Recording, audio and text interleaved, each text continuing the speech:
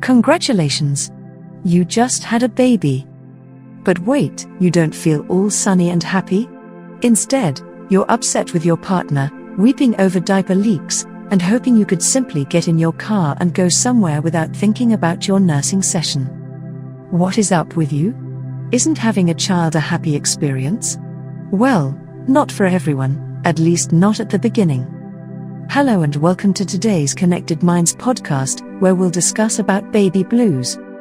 Having a baby is a significant change. You expect to feel happy and rosy, but many moms feel moody and overwhelmed. This is termed as baby blues. It refers to a brief postpartum phase that is characterized by bursts of sadness, anxiety, tension, and mood changes. Baby blues usually appear a few days after giving birth. However, they could show up earlier if you had a difficult delivery. Although doctors cannot identify their precise reason, their timing tells us a lot. To help you recover and care for your newborn, your body experiences severe hormonal changes after birth. Among other things, this causes your uterus to contract back to normal size and encourage breastfeeding. All these hormonal changes may take a toll on a postpartum mom's mental health.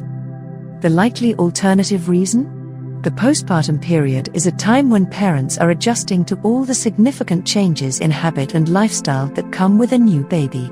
Your newborn is probably waking up at all hours, so you aren't getting enough sleep. That alone can make you irritable. You might simply be worried about caring for your baby, which makes you feel a kind of stress you haven't dealt with before. All these factors combine to create the baby blues. It's completely normal to feel these emotional upheavals and not fall head over heels in love with your baby at one glance. Up to 80% of new moms have baby blues, making every 4 out of 5 new mothers experience it. These feelings of baby blues can begin 2 to 3 days after birth. They usually go away after 10 days of delivery, however, they can occasionally last up to 14 days. Your BFF's or sister-in-law's experience of baby blues may differ from yours, but the following symptoms are typically present. Crying or unexpectedly sobbing due to small triggers. Having mood swings or being unusually irritated. Missing parts of your old life, like the freedom to go out with friends. Experiencing unattachment to your baby. Feeling anxious and overwhelmed about the responsibilities of the newborn. Despite fatigue, you feel restless or cannot sleep.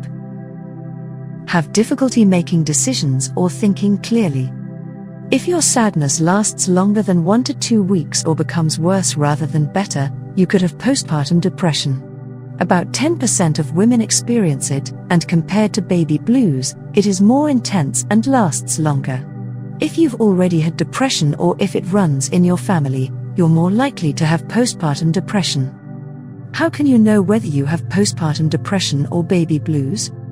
There are 2 main signs that the sadness you're experiencing postpartum is more than just the baby blues and could mean taking professional help regarding postpartum depression are: the timeline and severity of your symptoms.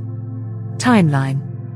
After 2 weeks after giving birth, if you still feel sad, anxious, or overwhelmed, you could be suffering from postpartum depression. The baby blues also start to manifest quite soon after birth, so if you suddenly exhibit depressive symptoms several weeks after giving birth, it's not baby blues. Postpartum depression may manifest anytime during the first year following childbirth. Severity of symptoms. This is a little subjective. What one person finds severe may not be so for others.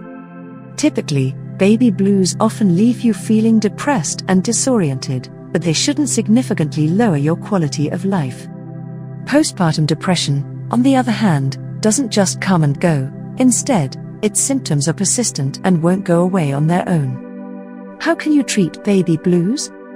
Most individuals discover that when they get used to their new role and establish a pattern with their baby, they start to feel more like themselves. Thus, there is no need to take any specific action to address the baby blues. Nevertheless, the postpartum period is challenging, so it's crucial to look after yourself as much as possible. During this transition period, if you take care of your bodily requirements, you should start to feel better. Finding things that make you feel better may help you return to normal, or, at the very least, discover your new normal a bit quicker. Sleep as much as possible, and take a nap when your child is sleeping. Eat healthy meals to stay healthy. With proper nutrition, you'll feel better.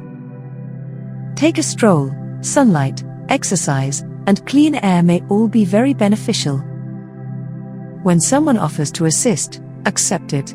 When grandma stops by and inquires about what she can do, assign her a duty. Relax. Let the washing build up. Don't stress over chores. Just concentrate on you and your child. Baby blues, as common as they are, may leave you feeling overwhelmed and guilty, but thankfully, they disappear on their own shortly after. During this phase, reach out to a family member or a trusted friend.